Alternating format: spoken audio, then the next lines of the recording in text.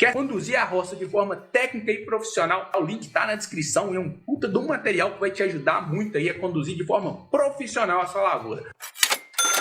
Matheus, adubação de base deve fazer e esperar uma semana para plantar? Eita, pergunta boa também, tá, Shirley? Não deve, tá, turma? O ideal é a gente fazer o mais rápido possível ali, principalmente se você estiver trabalhando ali com aqueles adubos formulados aí, se você estiver trabalhando aí com 4-30-10, independente de qual seja, qualquer adubo de base que seja formulado, o ideal é você fazer o plantio ali o mais rápido possível. Você fez a aplicação do adubo, fechou as covas, você já pode entrar plantando ali praticamente no outro dia, tá bom? Que aí você acaba potencializando a absorção daqueles nutrientes ali. Principalmente o nitrogênio ali, tá? Eles são muito voláteis no solo. Então, se você faz uma aplicação ali de uma adubação de base ali e demora uma semana para plantar, você já tá perdendo nitrogênio, seu potássio pode estar lixiviando. Então, uma série de coisas pode estar acontecendo e você tá perdendo seu adubo. Tá literalmente jogando adubo fora aí.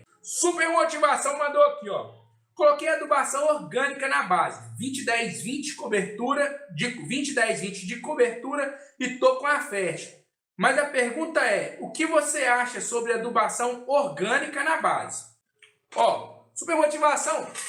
Isso é o seguinte, cara, sempre quando a gente pode, é ótimo a gente trabalhar com adubação orgânica. Adubação orgânica, eu costumo falar sempre, ela tem uma das vantagens da adubação orgânica, e a gente tem que entender isso aí no contexto da plantação, é o seguinte, sempre quando você vai fazer uma lavoura, o adubo orgânico que você está colocando ali, não coloca ele pensando na nutrição química da planta, embora ele tenha essa capacidade de fornecer alguns nutrientes químicos para a planta, que o adubo orgânico tem, ele tem algumas outras vantagens que são melhores do que os adubos químicos que ele traz ali. Ele fornece ali uma série de condições físicas e biológicas do solo ali, que favorece demais aí, eleva a CTC, enfim, aumenta a capacidade de reter água no solo. São uma enormidade de características positivas que o adubo orgânico tem, cara. Então, sempre que você tiver à disposição esse material num custo acessível, você não tem a menor sombra de dúvida que ele vai potencializar a adubação química sua. Uma vez que você fez a adubação orgânica ali,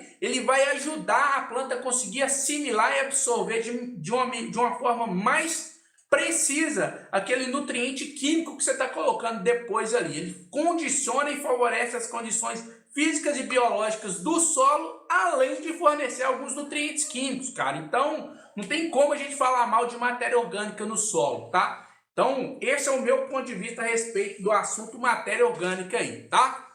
Kim Nascimento me mandou aqui, ó. Olha só. Quantos dias após a abóbora nascer eu faço as pulverizações contra a virose? Kim, isso aí é o seguinte, cara. Normalmente aí 5 dias após a germinação aí, a gente já entra com os tratamentos ali preventivos. O controle da virose, cara, não é uma pulverização que a gente vai fazer que a gente vai resolver o problema.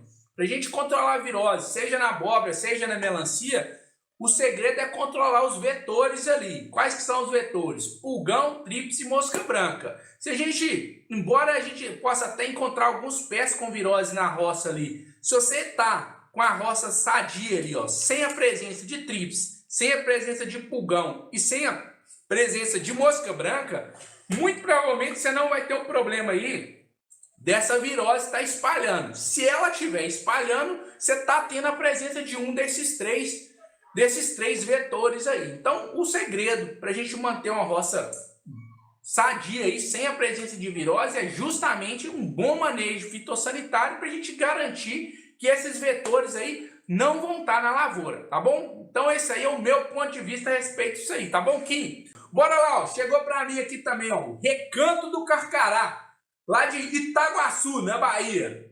Aqui tá muita chuva e frio, minha melancia tá com 40 dias. Você acha melhor aplicar cobre ou score? E também devo fazer o que para evitar a rachadura dos frutos? Bom, bora lá, vamos responder uma pergunta aqui, que essa aqui é 2 em 1 aqui. Sua melancia está com 40 dias aí, você falou das condições climáticas aí, que é uma condição de baixa temperatura aí, né?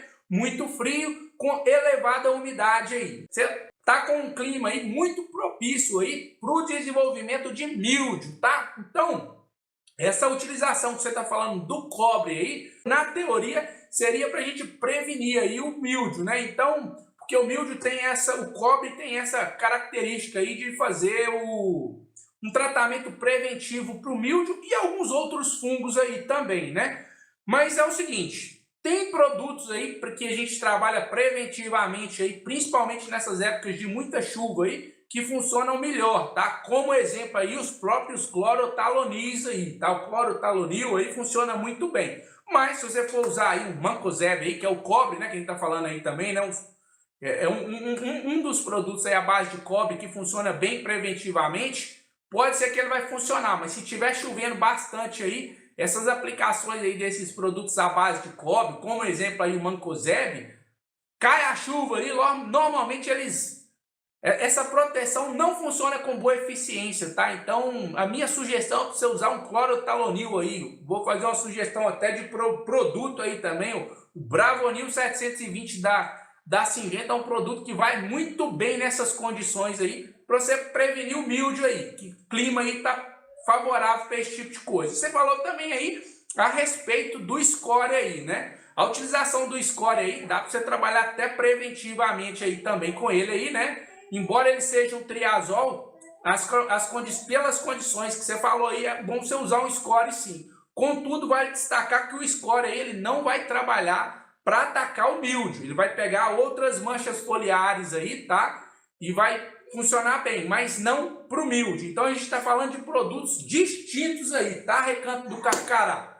E respondendo a sua outra pergunta aí é o seguinte, você perguntou com relação a rachamento de frutos aí. Olha só, rachamento de frutos, para a gente prevenir rachamento de frutos, pessoal, é manejo, tá? E principalmente a gente conhecer as condições de solo que a gente tem. Porque é o seguinte, embora muita gente fala que rachamento de frutos ele é ocasionado em função de um excesso de água, é o excesso de água, mas não é a causa raiz do problema, tá? O rachamento de frutos aí está muito mais ligado aí a uma questão nutricional ali. Normalmente em solos que a gente não tem uma boa disponibilidade de cálcio aí, e boro também, se a gente tem uma quantidade alta de água ali, o que que faz? A água potencializa a absorção do nitrogênio, o nitrogênio faz a planta crescer, se tem uma deficiência de cálcio, a fruta racha, tá? Então, basicamente, é isso aí que acontece com o rachamento de frutos. Então, a estratégia para a gente trabalhar, para a gente não ter problema com o rachamento de frutos, é justamente fazer uma análise de solo antes do plantio e trabalhar com solo corrigido e com bons níveis de cálcio. Essa é a melhor estratégia que a gente tem aí. Agora, se não foi feito isso aí, o que você pode fazer para tentar amenizar o problema aí é tentar aí intensificar as aplicações do nitrato de cálcio aí para você tentar mitigar um pouquinho esse problema aí, tá? Mas destaco, você vai mitigar. O correto é sempre a gente, antes mesmo da gente fazer o plantio, a gente garantir que vai fazer um plantio aí em solos com boas condições de fertilidade, boas condições de cálcio, boro, para que a gente não tenha esse problema aí. Depois que ele começou a acontecer na lavoura, dificilmente a gente consegue reverter esse quadro aí, tá? Edeilson Amaral. Boa noite, Matheus. Qual é esse mapa que você tanto se refere? Ah, Edeilson, é um material que a gente tem aí, que eu disponibilizo o link para todos os produtores aí, para quem quiser dar uma estudada no material. Lá é um programa, na verdade, aí, que são os programas que eu utilizo aqui para quem deseja produzir em nível profissional, tá, Edeilson? É um material bem completo mesmo, para o produtor que, desde um produtor que está começando a produzir agora, um produtor que já está aí, tarimbado aí, que quer só dar um upgrade aí e entender como que a gente faz os manejos nossos aqui para buscar elevar a produtividade dele aí. Então, nesse material, a gente tem 3 programas fitossanitários lá, um básico, um intermediário, um avançado, 3 programas de nutrição e mais 2 módulos de um material bem completo aí para quem deseja produzir em alto nível aí, tanto na cultura da abóbora quanto da melancia, tá, Edeilson? Aí nos links de todos os vídeos nossos aí, você acha esses materiais lá, tá bom? Manejo de adubação da Manchester e da Liverpool são os mesmos? Eu utilizo os mesmos aqui, tá? Ô Gustavo, eu até vi alguns produtores falando que tinha que alterar em algumas regiões. Eu utilizo mesmo aqui, tá? E não tive problema, não. O ciclo da Liverpool é muito parecido com o ciclo da Manchester, então eu não cheguei a fazer nenhuma alteração, não, tá? Pra gente aqui nunca deu problema, a gente usa os mesmos programas que a gente usa com a Manchester, a gente usa com a Liverpool também. Marcos Vinícius mandou aqui, ó. Boa noite, Matheus. Eu vi aqui na terra uns fungos parecendo cogumelo. Será que se eu plantar melancia posso ter problema? Cogumelo é fungo, né, cara? Se tá tendo cogumelo aí, quer dizer que pode ser que você tenha incidência de outros fungos aí. Agora, não dá pra me te falar com precisão, não. Precisava ver fotos aí pra gente entender direitinho aí. Agora, normalmente os fungos que trazem problema aí pra melancia, cara, não são fungos de cogumelo, não, tá? Pelo menos na grande maioria deles aí não vai ser os cogumelos que vão te trazer o problema aí, não. Mas, se você já está tendo cogumelo aí, quer dizer que o clima aí está propício para o ocorrimento de fungos aí, tá bom? O Carlinhos me tinha mandado uma pergunta atrás aí, turma, que era o seguinte. Falando que ele fez a aplicação de boro na lavoura dele lá e as melancias começaram a amarelar. E ele reformulou aqui e fez mais uma pergunta aqui. Amigo, se no meu caso for fitotoxidez, tem como reverter? Carlinhos, depende muito do nível dessa fitotoxidez, tá? Mas normalmente a gente consegue reverter sim. Muitas das vezes a gente pode ter perda de produtividade, mas na maioria, pelo menos 60% aí, claro, dependendo do nível dessa fitotoxidez aí, a gente consegue amenizar o problema ou até reverter o quadro da fitotoxidez. Depende do nível que ela tá aí. Tem até um vídeo no canal, depois você pesquisa ele lá, cara, que eu fiz na última lavoura que a gente fez acompanhando aí, que foi a lavoura de abóbora, que a gente falou a respeito aí de fitotoxidez aí. Aí lá tem boas dicas, tá, Carlinhos? Lhe sugiro depois você ver esse vídeo lá, põe lá assim, dei mole, fitointoxicação na abóbora japonesa, fito na abóbora, digita no nosso canal lá que você vai achar esse vídeo lá, um excelente conteúdo. Inclusive eu mostro o case aí de umas 5 roças aí de inscritos do canal aí e apresento lá algumas estratégias que a gente tem para tentar reverter. Vou te falar aqui também uma boa estratégia aí que a gente gosta de trabalhar, que funciona bem aí, a utilização de aminoácidos aí e alguns bioestimulantes aí, tá? Bom, vou citar produto aqui, tá? Não gosto de fazer não, mas são excelentes produtos aí que normalmente funcionam muito bem aí. A utilização do Stimulate e do Hold, tá? São produtos aí da... Eita! Esqueci o nome da marca aqui agora, cara. O Stimulate e Hold aí da Stoller, tá? Tem outros produtos aqui da Yara também. O Biotra, que ajuda demais para dar uma destravada ali, tá? Então, os produtos aí que são formulados ali, foliares à base de zinco, costuma dar uma ajudada também. E dependendo do caso, e até uma boa e velha açúcar, tá? Funciona bem também. Depois me chama no zap aí, manda as fotos aí, tá, ô Carlinhos? Que a gente vê o que a gente pode fazer aí. Tem algumas estratégias que dá para reverter, sim, no caso de uma fitotoxidez aí. Excelente sua pergunta também, tá? Qual o melhor fungicida para melancia? Opa, que pergunta boa. Essa aqui eu vou até beber uma água aqui pra gente responder ela direitinho aqui. Quando a gente fala de fungicida, é importante a gente contextualizar o seguinte.